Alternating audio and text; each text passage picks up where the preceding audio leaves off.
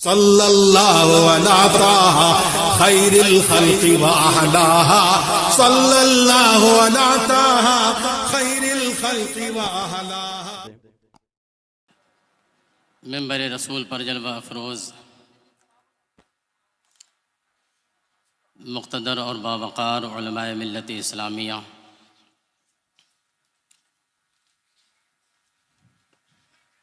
سادات ذوی الاحترام، بالخصوص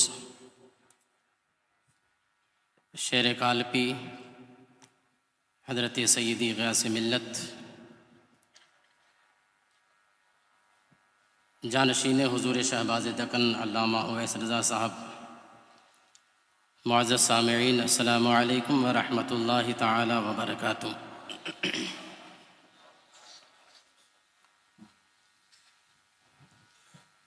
الحمد للہ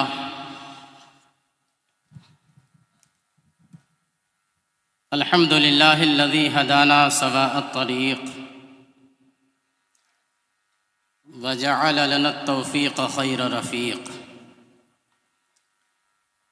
والصلاة والسلام على من ارسلہ ہدی وبالاہتداء حقیق، ونورا به الاقتداء یلیق، وعلى آلہ واصحابہ الذین صعدوا فی مناہج الصدق بالتصدیق وسعدوا فی معارج الحق بالتحقیق، اما بعد فاعوذ باللہ من الشیطان الرجیم، بسم اللہ الرحمن الرحیم۔ ان الذین آمنوا وعملوا الصالحات اولئک هم خیر البریہ۔ آمنت باللہ، صدق اللہ مولانا العظیم وصدق رسولہ النبی الامین الکریم، ونحن علی ذلک لمن الشاہدین والشاکرین، والحمد للہ رب العالمین۔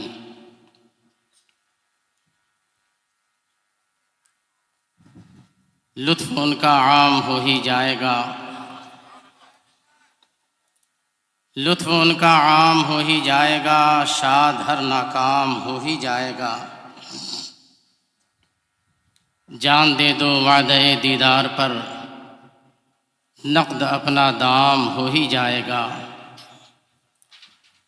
بے نشانوں کا نشان مٹتا نہیں، بے نشانوں کا نشان مٹتا نہیں، مٹتے مٹتے نام ہو ہی جائے گا۔ اے رضا ہر کام کا ایک وقت ہے، دل کو بھی آرام ہو ہی جائے گا۔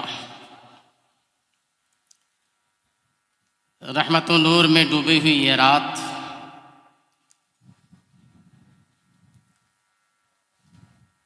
اللہ و رسول کے ذکر سے سرشار، اولیاء کرام کی دیوانوں، نماز عشاء سے لے کر اب تک آپ حضرات عرس شہباز دکن کے حوالے سے اللہ و رسول کا ذکر مقتدر علماء کرام کی زبانی الگ الگ عنوانات کے تحت سماعت فرما رہے ہیں۔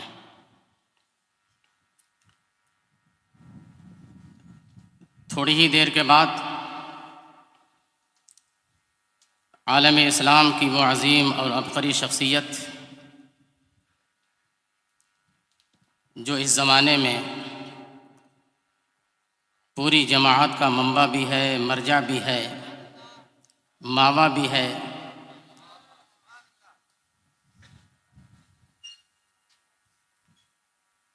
جنہیں زمانہ جانشین حضور صدر الشریعہ، ممتاز الفقہاء، امیر المؤمنین فی الحدیث، لشکر رضا کے کمانڈر ان چیف، علامہ شاہ مفتی ضیاء المصطفیٰ صاحب قبلہ محدث کبیر مدد اللہ العالی کے نام سے عقیدت کرتی ہے، محبت کرتی ہے، پیار کرتی ہے۔ اہل سنت و جماعت کے دلوں کی دھڑکن میرے آقا نعمت حضور تاج الشریعہ رضی اللہ تعالی عنہ کے نور نظر، قائد ملت حضرت علامہ الحاج الشاہ مفتی محمد اسجد رضا خان صاحب قبلہ مدظ اللہ العالی، وہ بھی تھوڑی ہی دیر کے بعد اپنی پوری آن بان شان کے ساتھ رونق اسٹیج ہوں گے۔ حضور غیاث ملت کا دیدار ہم اور آپ کر رہے ہیں، ان سب کے فیوز و برکات سے ہم کو مالا مال ہونا ہے۔ وقت مختصر ہے اور عنوان ایسا ہے کہ وہ بہت وقت طلب ہے، مگر میں اختصار ہی کے طور پر عنوان ہی کے اندر گفتگو کر کے آپ حضرات سے رخصت چاہوں گا۔ آئیے ہم لوگ سب مل کر حضور سرور کائنات فخر موجودات نبی آخر الزماں سیاح لامکان انیس الغریبین رحمۃ للعالمین شفیع المذنبین جناب احمد مجتبی روحی فداہ محمد مصطفیٰ صلی اللہ تعالی علیہ وسلم کی بارگاہ رحمت میں بلند آواز سے درود و سلام کی نظریں پیش کر لیں۔ اللہم صلی علی سیدنا و مولانا محمد وعلی آل سیدنا و مولانا محمد معدن الجود والکرم منبع العلم والحلم والحکم وآلہ واصحابہ وبارک وسلم صلاۃ و سلاما علیک یا سیدی یا رسول اللہ صلی اللہ تعالی علیہ وسلم۔ میرا عنوان ہے تاریخ نجد و حجاز اور رد وہابیت۔ عزیزان ملت اسلامیہ، جس طرح سے اللہ تبارک و تعالی نے سارے انسانوں کو ایک جیسا نہیں بنایا، کچھ انسان وہ ہیں جو محض انسان ہیں اور کچھ انسان وہ ہیں کہ انسانیت ان پر ناز کرتی ہے۔ تو جس طریقے سے اللہ تبارک و تعالی نے انسانوں میں اور اپنے بندوں میں بہت سارے قسم کے انسان بنائے، اسی طریقے سے اس انسان کے بسنے والی اس زمین کے حصوں کو بھی اللہ تبارک و تعالی نے ایک جیسا نہیں بنایا۔ اس روئے زمین پر زمین کے بعض حصے وہ ہیں جہاں سے وہ زمین بھی پناہ مانگتی ہے اور وہاں کی انسانیت بھی شرمسار ہوتی ہے، لیکن اسی روئے زمین پر اللہ تبارک و تعالی نے زمین کا ایک حصہ اور ٹکڑا وہ بھی بنایا ہے کہ قرآن عظیم میں اس زمین اور اس جگہ کی قسم یاد کی جا رہی ہے۔ وہ زمین وہ ہے کہ اللہ تبارک و تعالی نے ارشاد فرمایا لا اقسم بہذا البلد وانت حل بہذا البلد، قسم ہے اس شہر مکہ کی جس شہر میں اے محبوب صلی اللہ تعالی علیہ وسلم آپ جلوہ افروز ہیں۔ زمینوں میں وہ کچھ زمینیں وہ ہیں، وہ زمینوں کا کچھ حصہ وہ ہے جہاں پر اللہ تبارک و تعالی کا عذاب نازل ہوتا ہے، جسے وادی محصر کہا جاتا ہے، اور زمینوں کا کچھ حصہ وہ ہے جہاں پر ہر دم رحمت الہی کا نزول ہوتا ہے۔ مدینے کے خطے خدا تجھ کو رکھے غریبوں فقیروں کے ٹھہرانے والے۔ عزیزان ملت اسلامیہ، اس طریقے سے اگر آپ اللہ تبارک و تعالیٰ کی بچھائی ہوئی اس زمین کے حصوں اور ٹکڑوں کا جائزہ لیں، بہت سارے بر اعظم کا آپ مطالعہ کریں تو اس میں ایک بر اعظم اور زمین کا ایک حصہ وہ ہے جسے ایشیا کہا جاتا ہے، اور اس ایشیا میں ایک حصہ وہ ہے جسے عرب کہا جاتا ہے۔ عرب کی سرزمین مختلف ناموں سے اور اپنے اپنے حصوں کے اعتبار سے زمین کے عرب کے کچھ حصے کو تہامہ کہا جاتا ہے، کچھ حصے کو حجاز کہا جاتا ہے، کچھ حصے کو نجد کہا جاتا ہے، کچھ حصے کو عروض کہا جاتا ہے، کچھ حصے کو عمان کہا جاتا ہے۔ اس طریقے سے عرب اتنے حصوں میں بٹا ہوا ہے، حجاز میں مکہ معظمہ، مدینہ طیبہ، بدر، حنین، احد، طائف، یہ حصے حجاز کے اندر آتے ہیں۔ اور جس تاریخ کو مجھے بیان کرنے کو حکم ہوا، حجاز اور اس کے ساتھ نجد ہے۔ اس نجد میں آج کا جو کیپٹل ہے ریاض، اس سے لگا ہوا ہے یمامہ، یہ حصے جو ہے وہ نجد کے اندر آتے ہیں۔ جنگ عظیم جب ختم ہوئی اور ترکوں کی حکومت کو جب شکست ہوئی، اس سے پہلے ہی سے انگریز پورے طور پر چاقو چوبند تھے اور اس بات کی طاق میں تھے کہ کسی طریقے سے انگریزوں کے تسلط کو حرمین طیبین حجاز و نجد سے ختم کیا جائے۔ اس طریقے سے انگریزوں نے سانٹھ گانٹھ اہل نجد سے کی اور اہل حجاز سے کی، لیکن دونوں سے جو معاہدے کیے وہ الگ الگ معاہدے کیے، لیکن ایک معاہدہ دونوں میں مشترک تھا، اور وہ معاہدہ جو دونوں میں مشترک تھا، یعنی اہل حجاز سے بھی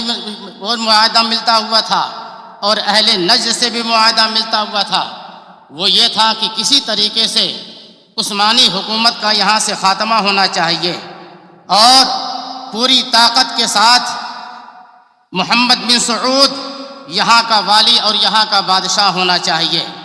لیکن اس سے پہلے کہ میں تاریخ آپ کو بتاؤں کہ میرے آقا سرور کائنات صلی اللہ تعالی علیہ وسلم حجاز کی سرزمین پر تشریف لائے، اور نبی مکرم صلی اللہ تعالی علیہ وسلم نے جہاں بہت ساری غیب کی خبریں ہمیں عطا فرمائیں، جہاں بہت ساری غیب کی باتیں ہمیں بتائیں،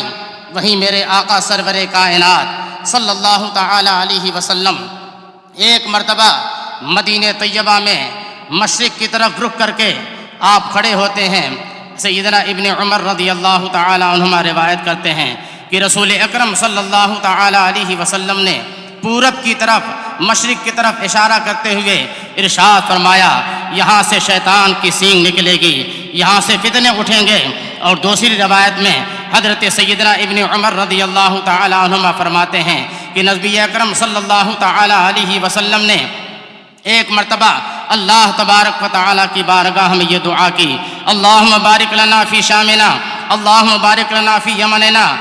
تو جب اس لیے میرے آقا سرور کائنات صلی اللہ تعالی علیہ وسلم نے دعا کی، اے اللہ ہمارے شام میں برکت دے، اے اللہ ہمارے نجد میں برکت دے۔ وہیں بیٹھنے والے بیٹھے صحابہ کرام تھے، انہوں نے عرض کی، یا رسول اللہ وفی نجدنا، یا رسول اللہ ہمارے نجد کے لیے دعا فرما دیں۔ ابن عمر فرماتے ہیں کہ رسول اکرم صلی اللہ تعالی علیہ وسلم نے دوسری مرتبہ دعا فرمائی، اللہم بارک لنا فی شامنا، اللہم بارک لنا فی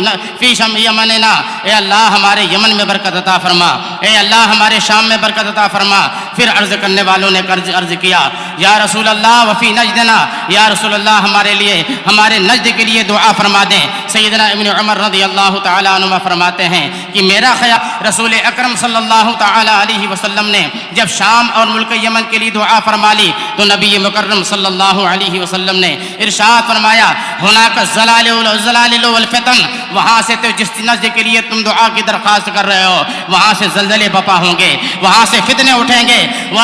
یطلع قرن الشیطان، اور وہاں سے شیطان کی سینگ نکلے گی۔ یہ میرے آقا سرور کائنات صلی اللہ تعالی علیہ وسلم نے نجد کے بارے میں پیشین گوئی فرما دی، نجد کے بارے میں میرے آقا نے یہ ارشاد فرما دیا۔ اب آپ تاریخ کے حوالوں میں جائیے اور احادیث کی کتابوں کا مطالعہ کیجئے تو آپ کو معلوم ہوگا کہ رسول اکرم صلی اللہ تعالی علیہ وسلم کے آخری زمانے ظاہری میں سب سے اخیر میں ایمان لانے والے جو لوگ ہیں وہ اسی طرح کے لوگ ہیں، اسی مشرق کے لوگ ہیں، اسی نجد کے لوگ ہیں جنہوں نے سب سے اخیر میں رسول اکرم صلی اللہ تعالی علیہ وسلم کی دعوت کو قبول کیا، حلقہ اسلام میں آئے۔ مگر میرے آقا سرور کائنات کائنات صلی اللہ تعالی علیہ وسلم کے وسائل ظاہری کے بعد ہی ان حضرات کا عالم یہ ہوا کہ ان لوگوں نے زکوٰۃ کا انکار کر کے اپنے آپ کو ارتداد کے اندر داخل کر لیا ہے. انہوں نے نماز تو پڑھنا کا گوارا کیا، مگر میرے آقا سرور کائنات صلی اللہ تعالی علیہ وسلم نے جس طریقے سے نماز کی فرضیت کا اعلان فرمایا تھا اور جس طریقے سے اللہ کے اس فرض کو لوگوں کے درمیان بیان فرمایا تھا، اسی طریقے سے میرے آقا سرور کائنات صلی اللہ علیہ وسلم نے زکوٰۃ کو بھی فرض فرمایا تھا. مگر ان لوگوں نے کہا کہ اللہ کے رسول صلی اللہ تعالی علیہ وسلم کی ظاہری حیات تک یہ معاملہ تھا، اس کے بعد زکوٰۃ کی فرضیت کا ان لوگوں نے انکار کر دیا. ایسے ماحول میں حضرت سیدنا ابو بکر صدیق رضی اللہ تعالیٰ عنہ ان کے لیے جنگ کے لیے کھڑے ہوئے اور ارشاد فرمایا جو نماز اور زکوٰۃ کے درمیان فرق کرے گا صدیق اس کی گردن کاٹ کر رکھے گا، صدیق اسے زمین پر رہنے نہیں دے گا، اس لیے کہ دونوں فرض ہیں. اللہ تبارک و تعالیٰ نے جس طریقے سے نماز کو فرض فرمایا ہے اسی طریقے سے مولا کریم نے زکوٰۃ کو فرض فرمایا ہے. اس لیے زکوٰۃ اور نماز کے درمیان کسی طرح کا کوئی فرق نہیں کیا جا سکتا ہے. یہ کون لوگ ہیں؟ اسی جگہ کے لوگ ہیں جن لوگوں کو نجدی کہا جاتا ہے، جو نجد کے رہنے والے ہیں، جنہوں نے اسلام میں سب سے پہلے رکھنا ڈالا ہے. اب اس کے بعد تاریخ کے جھروکوں میں جھانکتے جائیے. زمین ہے جسے یمامہ کی زمین کہا جاتا ہے، یہاں سے کون اٹھتا ہے؟ کون سا فتنہ اٹھتا ہے؟ یہاں سے فتنہ مسیلمہ کذاب اٹھتا ہے جس نے جھوٹی نبوت کا دعویٰ کیا. اس کی سرکوبی کے لیے حضرت سیدنا ابو بکر صدیق رضی اللہ تعالیٰ عنہ نے دوسرا لشکر عظیم بھیج کر کے اس فتنے کو دبایا ہے. مسلمانوں میں بتانا یہ چاہ رہا ہوں کہ آج ہم نجدیوں سے جو نفرت کر رہے ہیں، آج ہم نجد پر جو ملامت کر رہے ہیں، وہ ایسے ہی نہیں کر رہے ہیں. اس لیے کہ نجد کی پوری تاریخ وہ ہے جو اسلامیہ نے ہند ہی نہیں بلکہ پورے عالم اسلام کو اس نے تباہ و برباد کرنے کی سازشیں رچی ہیں اور مسلمانوں کے اوپر حملہ کیا ہے. یہی وہ نجد ہے. اسی نجد اور ریاض کی سرزمین پر محمد ابن عبد الوہاب نجدی سن 1115 ہجری میں پیدا ہوتا ہے. یہ پیدا ہوتا ہے کہاں پر پیدا ہو رہا ہے؟ عبد الوہاب کے گھر میں پیدا ہو رہا ہے. عبد الوہاب یہ زبردست سنی صحیح العقیدہ ہیں اور بہت متسلم ہیں. رسول کائنات صلی اللہ تعالی علیہ وسلم کے علم غیب پر پکا عقیدہ رکھ رہے ہیں. میرے آقا کی شفاعت کبریٰ پر پکا عقیدہ رکھ رہے ہیں. میرے آقا کے مختار کائنات ہونے پر پکا عقیدہ رکھ رہے ہیں. اولیاء کرام سے توسل کرنے پر وہ عقیدہ رکھ رہے ہیں. مگر انہی کا بیٹا ہے محمد ابن عبد الوہاب، اس کا معاملہ یہ ہے کہ وہ تعلیم حاصل کر رہا ہے. ابن سیف ایک نجدی اور ایک ابن تیمیہ کا پڑھا ہوا شاگرد ہے، اس سے وہ جو اپنا عقیدہ لے کر کے، اور اس کے بعد ایک ہندوستان کا ہے سندھی، اس سے محمد حیات نام کا سندھی ہے. اس سے تعلیم حاصل کرنے کے بعد محمد ابن عبد الوہاب کا دماغ خراب ہو گیا ہے اور ایسا دماغ خراب ہوا ہے کہ یہ نجد کا رہنے والا محمد ابن عبد الوہاب اس کا اتنا گندا عقیدہ ہو گیا کہ اس نے رسول کائنات صلی اللہ تعالی علیہ وسلم کے بارے میں ایسا عقیدہ لکھا اور اس نے اپنی کتاب التوحید اور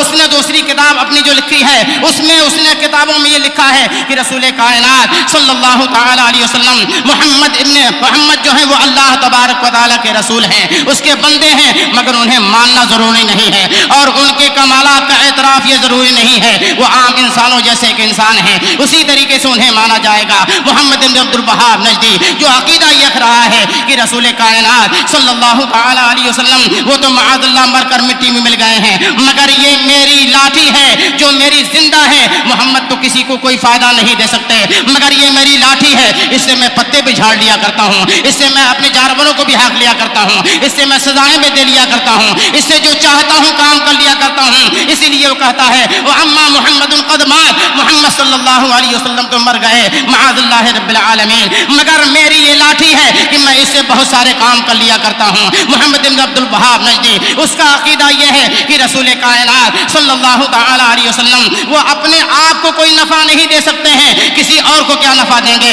ان کے اندر کوئی وجاہت نام کی کوئی چیز نہیں ہے، وہ کوئی وقار نہیں رکھتے ہیں. مسلمانوں اتنا گندا عقیدہ لے کر کے نجد کی سرزمین سے اٹھنے والا یہ محمد بن عبد الوہاب نجدی جس نے پوری دنیا میں اپنے ماننے والوں کی ایک اچھی خاصی تعداد تیار کر لی ہے. مگر میں بتانا چاہ رہا ہوں کہ حجاز کا عقیدہ کیا ہے. نجد کا عقیدہ یہ ہے کہ وہ کوئی وقار نہیں رکھتے ہیں. نجد کا عقیدہ یہ ہے کہ وہ کوئی روب اور دبدبا نہیں رکھتے ہیں. نجد کا عقیدہ یہ ہے کہ وہ وجاہت نہیں رکھتے ہیں. مگر میرے آقا کے بارے میں قرآن یہ کہتا ہے وما ارسلناک الا رحمۃ للعالمین، مگر میرے آقا کے بارے میں قرآن یہ کہتا ہے وَلَسَوْفَ يُعْطِيكَ رَبُّكَ فَتَرْضَىٰ. قرآن یہ کہہ رہا ہے کہ محمد رسول رسول اللہ صلی اللہ تعالی علیہ وسلم مالک و مختار ہیں. ما آتاکم الرسول فخذوہ وما نہاکم عنہ فانتہوا. اس لیے محمد بن عبد الوہاب نجدی کے گندے عقیدے کو سامنے رکھو اور ایسی صورت میں بریلی کے امام کا دامن پکڑ کے تم کہو گے میں تو مالک ہی کہوں گا کہ ہم مالک کے حبیب یعنی محبوب و محب میں نہیں میرا تیرا.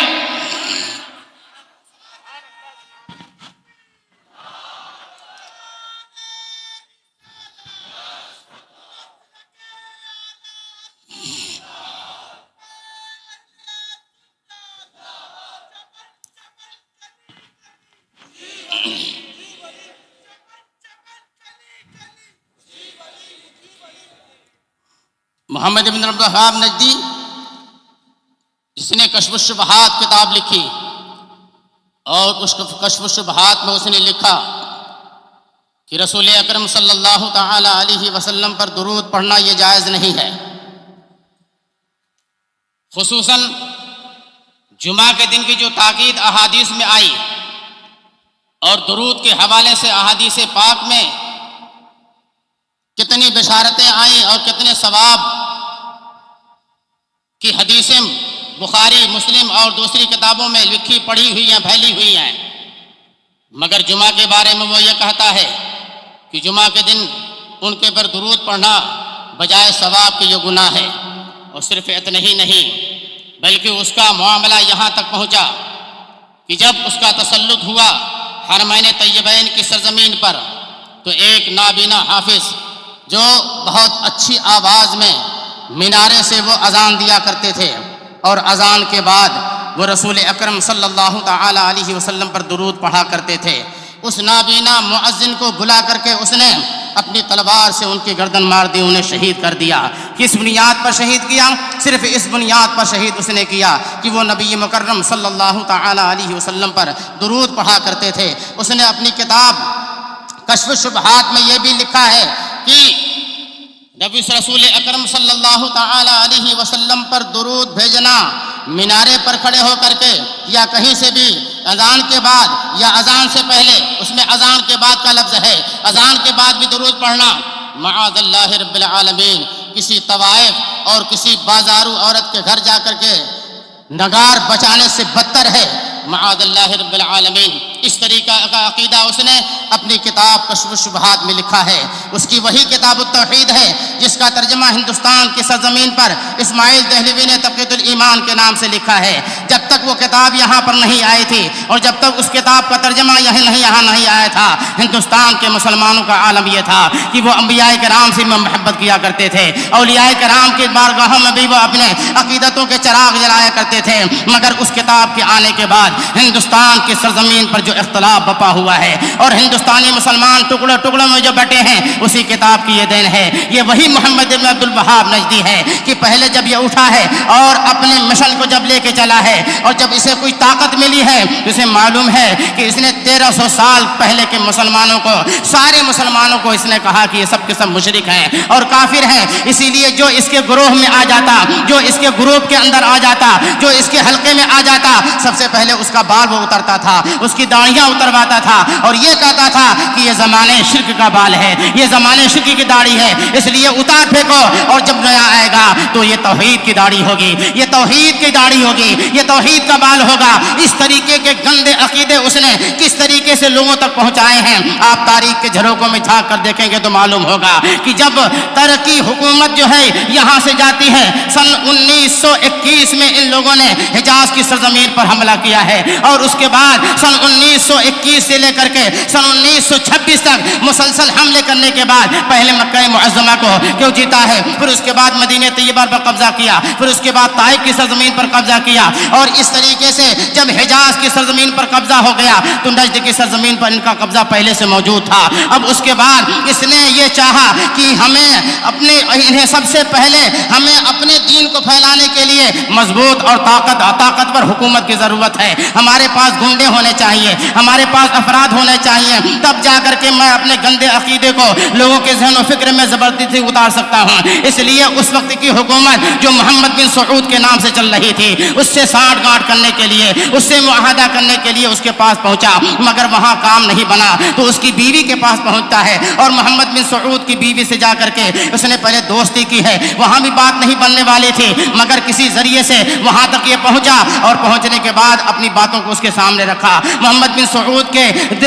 بیوی کے بعد ذہن و فکر میں جب اس کی بات آ گئی، پھر اس کے بعد اس نے شوہر کے کانوں میں یہ بات ڈالی ہے، پھر اس کے بعد شوہر کی ملاقات کرائی ہے۔ جب محمد بن سعود اور محمد بن عبد الوہاب نجدی سے ملاقات ہو جاتی ہے، اور اس نے اپنی ساری باتیں دھیرے دھیرے کر کے اس کے ذہن و فکر میں جب ڈال دی، اور اس کی باتوں سے اب وہ مطمئن ہو گیا ہے، اب اس کے بعد یہ کہتا ہے کہ مجھے آپ کا ساتھ اس لیے چاہیے، مجھے آپ کی معاملت اس لیے چاہیے کہ اس وقت میں دیکھ رہا ہوں کہ لوگ انبیاء کرام سے توسل کر رہے ہیں، میں یہ دیکھ رہا ہوں کہ لوگ اولیاء کرام کو اللہ کی بارگاہ کا قرب کا وسیلہ بنا رہے ہیں، اور یہ ساری چیزیں شرک ہیں، توحید کے خلاف ہیں، میں ان ساری چیزوں کو ختم کرنا چاہ رہا ہوں، اس لیے میں چاہ رہا ہوں کہ مزاروں کو مسمار کر دیا جائے، قبہ جات کو ختم کر دیا جائے۔ اب اس کے بعد جو سب سے پہلا معاہدہ محمد بن سعود کے ساتھ ہوا ہے، وہ پہلا معاہدہ ہونے کے بعد سب سے پہلی قبر محمد بن عبد الوہاب نجدی نے جو مسمار کی ہے، وہ حضرت سیدنا عمر بن خطاب رضی اللہ تعالی عنہ کے بھائی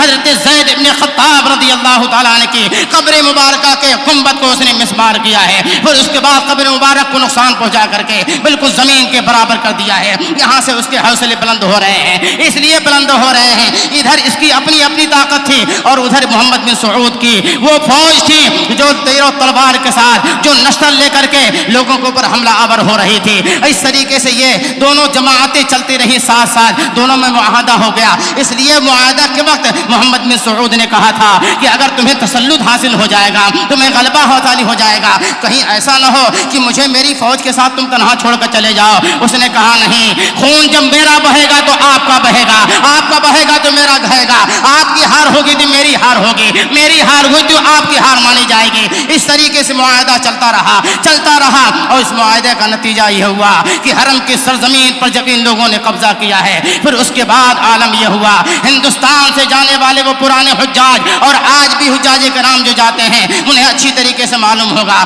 کہ جب یہاں سے ہم عقیدے کی کوئی کتاب لے کر جاتے ہیں، یا ایسی کوئی کتاب ہمارے ساتھ میں ہوتی ہے جو ان کے عقیدے کے خلاف ہوا کرتی ہے، اس کتاب کو روک لیا جاتا ہے، اس کی چھان بین کی جاتی ہے، مگر ان کا معاملہ یہ ہے کہ وہ اپنی لاکھوں کروڑوں کتابیں عربی میں، انگلش میں، اردو میں، دنیا کی ساری زبانوں میں چھپا کر کے پورے ملک میں اور پوری دنیا میں مفت تقسیم کر رہے ہیں، مگر باہر نہ رنگ یہ زمانہ، یہاں والا وہاں لے جائے تو کتاب پہ پابندی لگا دی جاتی ہے، اور وہاں والا جب یہاں آتا ہے تو یہاں کے نام نہاد مسلمانوں کا عالم یہ ہے کہ یہ فوراً جو ہے اس کی طرف لپک کے بڑھتے ہیں، اس کا استقبال کرتے رہے ہیں۔ یا اللہ، وہ جو نام نہاد مسلمان ہیں، وہ تو نام نہاد مسلمان ہیں، سنی کہے جانے والے لوگوں کا عالم یہ ہے، ارے یہاں حرمین طیبین کی کتاب آئی ہے، اور یہاں اگر اتفاق سے حرم کا کوئی امام آ جائے تو یہاں کے لوگ جیسے پاگل ہو گئے ہیں، جیسے لگتا ہے آسمان سے کوئی فرشتہ نازل ہو گیا ہے۔ ارے حرم کا وہ امام ہو، مسجد نبوی کا امام ہو، وہ کوئی بھی ہو، مگر یہ تو ذرا دیکھو کون سا عقیدہ لے کے آ رہا ہے، کون سا نظریہ لے کر آیا ہے۔ وہ حرم کا امام ہے مگر محمد بن عبد الوہاب کا نظریہ لے کر آ رہا ہے،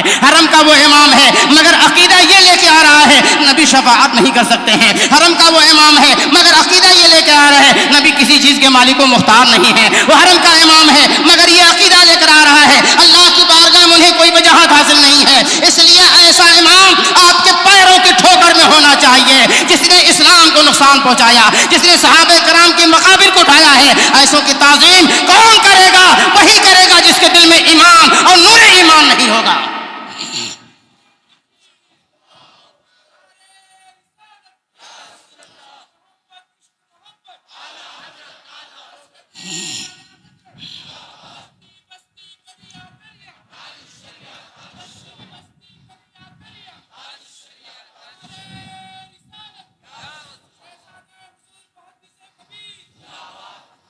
اور رد وہابیہ کے بارے میں جو ہندوستانی مسلمانوں کا نظریہ ہے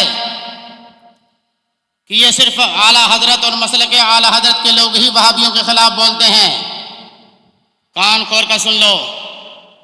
جب محمد بن عبد الوہاب نجدی نے کتاب التوحید اور کشف الشبہات لکھی تو سب سے پہلے اس کا رد کرنے والے محمد بن سلیمان، محمد بن عبد الوہاب نجدی کے بھائی سلیمان ابن عبد الوہاب ہیں۔ انہوں نے سب سے پہلے ان دونوں کتابوں کا رد لکھا، اور ان کے والد حضرت عبد الوہاب انہوں نے پورے طور پر محمد عبد الوہاب نجدی کا بائیکاٹ کیا، پورے طور پر بائیکاٹ کیا ہے۔ پھر اس کے بعد آپ دیکھیں حرمین طیبین پر جب تک نجدی تسلط نہیں تھا، وہاں پر 4 مصلی بھی موجود تھے، اور وہاں کے جتنے ائمہ کرام تھے،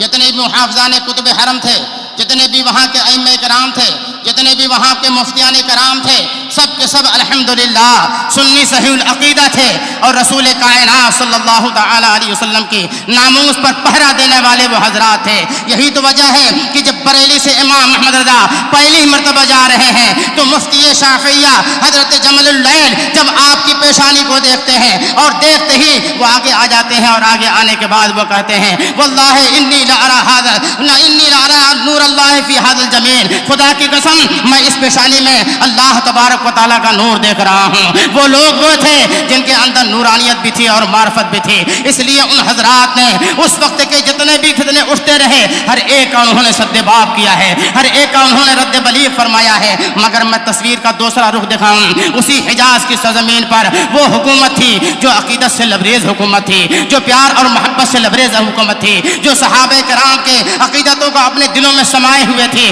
رسول کائنات صلی اللہ تعالی علیہ وسلم کی بارگاہ کا بے پناہ ادب کرتی تھی۔ وہ کون تھی؟ وہ عثمانی حکومت تھی، وہ ترکوں کی حکومت تھی۔ انہوں نے جس انداز سے مسجد نبوی شریف کی تعمیر بنائی ہے، اس کے جو منصوبے بنائے ہیں، مسلمانوں جب اس تاریخ کا تم مطالعہ کرو گے تو تمہاری آنکھیں کھلی کی کھلی رہ جائیں گی کہ ترکوں نے کیسی محبت کا نمونہ پیش کیا ہے رسول کائنات صلی اللہ تعالی علیہ وسلم کی بارگاہ میں۔ یہی وہ ترک ہیں جب انہوں نے مسجد نبوی شریف کی توسیع کے تعلق سے جب پلان کیا ہے اور منصوبے جب بنائے ہیں، تو منصوبے بنانے کے بعد سب سے پہلے انہوں نے قسطن دنیا کی سرزمین پر بیٹھ کر کے اپنی مجلس خاص متعین کی ہے، اپنی میٹنگ کی ہے، اور میٹنگ کے بعد ان لوگوں نے اس وقت جتنی اسلامی حکومتیں اور سلطنتیں تھیں، ساری اسلامی حکومتوں اور سلطنتوں کے سفراء اور سفیروں کو اپنے وہاں بلایا، امبیشڈر منصوبے سے انہوں کو آگاہ کیا، اپنے پلان ان کو بتائے، ہم اس طریقے کا نظریہ رکھ رہے ہیں، ہم اس طرح کا پلان رکھ رہے ہیں۔ جب ان کے سامنے پلان رکھا گیا تو اب اس کے بعد جو شاہ قسطن دنیا تھا اب سب کے درمیان آتا ہے، اور آنے کے بعد کہتا ہے ہم نے آپ حضرات کو تکلیف دے دی ہے کہ آپ حضرات کے ملک میں جو سب سے اعلیٰ دماغ لوگ ہوں، اور کاریگری کے اعتبار سے، انجینئرنگ کے اعتبار سے، اور دوسرے فن صنعت کے اعتبار سے سب سے ماہر جو لوگ ہیں، ہم چاہتے ہیں کہ وہ لوگ ہمارے قسطن دنیا میں آ جائیں، اور یہاں آنے کے بعد ان کی کفالت ہم کریں گے، ان کے رہنے سہنے کا انتظام ہم کریں گے، ان کے خورد و نوش کا انتظام ہم کریں گے۔ آپ اپنے ملک کے فنکاروں کو یہاں جمع کیجئے۔ جب ملک کے سارے فنکار جمع ہو گئے، اب اس کے بعد ان کے سامنے پلان رکھا جا رہا ہے کہ آپ حضرات کو اس لیے یہاں دعوت دی گئی ہے کہ آپ حضرات یا تو اپنے بچوں کے اندر یہ فن منتقل کیجئے، اگر آپ کی اولاد نہیں ہے تو اپنے کسی شاگرد کو تیار کیجئے، لیکن وہ بچے ہماری کفالت میں ہوں گے، اور وہ بچے وہ ہوں گے کہ سب سے پہلے وہ قرآن پاک کا حفظ کریں گے، سب سے پہلے قرآن پاک کی وہ کا حفظ کریں گے، اور اس کے بعد قرآن پاک کے جو مفاہیم ہیں اسے وہ پڑھیں گے، یعنی حافظ بھی ہوں گے، وہ عالم بھی ہوں گے، اور اس کے علاوہ جو فن کاریگری ہے اس کو وہ سیکھتے رہیں گے۔ انجینئر کا مسئلہ ہے، اور فن صنعت کاری ہے، دیواروں کے بنانے کا مسئلہ ہے، اور ادھر جو پتھر کے کاٹنے کا مسئلہ ہے، یہ ساری چیزیں وہ سیکھتے رہیں گے، اور اس طریقے سے ہمارا یہ پلان اس وقت پورا ہوگا جب یہ بچے 25 سال کے ہو جائیں گے۔ 25 سال میں یہ حافظ قرآن بھی ہو جائیں گے، اور اپنے فن میں پورے طور پر مہارت بھی حاصل کر لیں گے۔ جب یہ حاصل کر لیں گے، اب اس کے بعد ہمیں چلنا ہے اس سرزمین پر جو زمین پر رہتے ہوئے بھی زمین سے بلند و بالا ہے، یعنی مدینہ طیبہ چلنا ہے، اور رسول کائنات صلی اللہ تعالی علیہ وسلم کے مسجد نبوی شریف کی نئی تعمیر کرنی ہے۔ نئی تعمیر کے لیے انہوں نے ایسے افراد اکٹھا کیے، اچھے خاصے افراد اکٹھا ہو گئے۔ اب اس کے بعد مدینہ طیبہ آئے، مدینہ طیبہ میں ان کی ایک بستی بسائی گئی، اور وہ سارے ساز و سامان جو لکڑیاں اکٹھا ہونی تھی، جو پتھر وہاں پر استعمال ہونے تھے مسجد نبوی شریف کے لیے، ان حضرات نے ایسے پہاڑوں کا انتخاب کیا کہ مسجد نبوی شریف میں جن پہاڑوں کے پتھر استعمال کیے گئے ہیں آج تک کسی کو نہیں معلوم ہے کہ کس پہاڑ کے پتھر استعمال کیے گئے ہیں۔ ایک نظریہ ابن عبد الوہاب نجدی کا ہے اور ایک نظریہ عثمانی حکومت کا ہے۔ کس پہاڑ کے پتھر مسجد نبوی شریف میں استعمال کیے گئے ہیں نہیں معلوم کسی کو۔ اور پھر اس کے بعد انہوں نے ان جنگلوں کی تلاش کی جو جنگل اندیکھے جنگل تھے، لوگوں کی نگاہوں سے اوجھل تھے۔ ان جنگلوں سے انہوں نے لکڑیاں کاٹ کر کے لا کر کے اس سے پلر اور دوسرے چیزیں جنگلے وغیرہ تیار کیے، اور یہ ساری چیزیں کرنے کے لیے انہوں نے مدینہ طیبہ سے 4 فرسنگ یعنی 12 مائل دوری پر یہ سارے اپنی مشینیں لگائیں، اور وہاں سے سارے ساز و سامان کاٹ کر کے وہ اپنے کندھے پر لاد کر کے وہ مسجد نبوی شریف میں لاتے۔ کیوں ایسا کیا انہوں نے؟ اس لیے کہ وہ قرآن پڑھ رہے تھے، یا ایھا الذین آمنوا لا ترفعوا اصواتکم فوق صوت النبی ولا تجهروا له بالقول كجهر بعضكم لبعض ان تحبط اعمالكم وانتم لا تشعرون۔ اس لیے رسول کائنات صلی اللہ تعالی علیہ وسلم کی بارگاہ میں ذرہ برابر آواز بلند نہیں ہونی چاہیے، اس لیے انہوں نے 12 مائل دور پر یہ ساری چیزیں جمع کی، اور وہاں سے سارے پلرز اور سارے پتھر تیار کر کے لاتے، اور یہاں لانے کے بعد کمال احتیاط کے ساتھ ان کی جگہوں پہ رکھتے۔ اگر بالفرض وہ پتھر ذرا سا بڑا بھی ہو جاتا تو اسے وہ کسی لکڑی سے ٹھوک کر کے کسی آلے سے ٹھوک کر کے بٹھاتے نہیں تھے۔ اگر وہ 1 انچ بھی بڑا ہو گیا، کاٹنے کی ضرورت پڑ گئی، پھر اسی طریقے سے وہ حفاظ کرام اپنے کاندھے پر لاتے، 12 مائل دور لے جاتے، اور وہاں لے جانے کے بعد اس پتھر کو 1 انچ کاٹ کر کے پھر اس کے بعد لاتے اسی محبت کے ساتھ۔ سب کا کے لیے شرط یہ تھی کہ جب یہ کام کریں گے ان کے لبوں پر قرآن عظیم کی تلاوت جاری رہے گی۔ قرآن عظیم کی تلاوت جاری ہے، پتھر کی کٹائی ہو رہی ہے، قرآن عظیم کی تلاوت جاری ہے، لکڑی کی کٹائی ہو رہی ہے۔ اس طریقے سے ان عثمانی حکومتوں نے رسول کائنات صلی اللہ تعالی علیہ وسلم کے گنبد پاک کو نگروں میں رکھنے کے بعد مسجد نبوی شریف کو سجایا ہے، اور انہوں نے ہی مسجد نبوی شریف کے جوار میں رسول کائنات صلی اللہ تعالی علیہ وسلم کا پیارا قبرستان جسے جنت البقیع شریف کہا جاتا ہے، اس کے قبجات اور یہ ساری چیزوں کی انہوں نے حفاظت کی ہے۔ مگر نجدی حکومت آنے کے بعد محمد بن سلیمان نجدی کے محمد بن عبد الوہاب نجدی کے اشاروں پر یہ سارا کام ہوتا رہا ہے، ورنہ آپ اس سے پہلے چلیں گے تو ان کا معاملہ ان حکومتوں کا یہ ہے کہ حضرت ام المؤمنین خدیجہ الکبریٰ رضی اللہ تعالی عنہا کا جو مکان ہے، جب پہلی رمضان مبارک کا چاند دکھتا تو ان کی طرف سے حکومت کی طرف سے یہ اعلان ہو جاتا تھا کہ حضرت خدیجہ الکبریٰ رضی اللہ تعالی عنہا کا جو مکان ہے اس میں سفیدی پوشی جائے، لیکن سفیدی کوئی عام آدمی نہیں کرے گا، اس کے اندر سفیدی وہی لگائے گا جو قرآن پاک کا حافظ ہوگا۔ اور پھر اس کے بعد جب سفیدی لگ جاتی تھی تو عورتیں اکٹھا کی جاتی تھیں، اور اس وقت سے لے کر کے صبح فجر کی اذان ہونے تک قرآن پاک کی وہاں تلاوت کی جاتی تھی۔ یہ عثمانی حکومت ہے، یہ ترکوں کی حکومت ہے کہ رسول کائنات صلی اللہ تعالی علیہ وسلم جس مکان میں تشریف لائے ہیں اس مکان کا معاملہ یہ تھا کہ اس میں حفاظ